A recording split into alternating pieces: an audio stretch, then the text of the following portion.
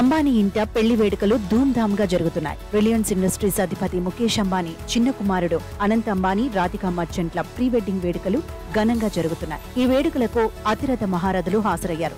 Mark Zuckerberg, bill gates, Dhoni, Bollywood stars ఇలా చెప్పుకుంటూ పోతే ఈ వేడుకల్లో బాలీవుడ్ నటులు షారుఖ్ ఖాన్, అమీర్ ఖాన్, సల్మాన్ ఖాన్, రణవీర్ సింగ్, దీపికా పదుకునే, అంతర్జాతీయ ప్రముఖులు పాప్ సింగర్ రిహాన్నా, అమెరికన్ గాయని గేయ రచయిత జే బ్రౌన్, వాయిద్యకారుడు బాసిస్ట్ ఆడమ్ బ్లాక్స్టో సందడి చేశారు.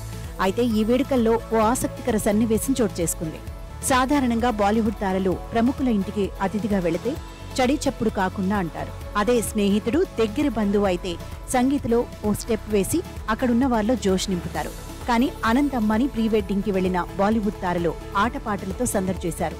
అయితే సల్మాన్ ఖాన్ మాత్రం బ్యాక్గ్రౌండ్ డాన్సర్ గా మిగిలిపాడు.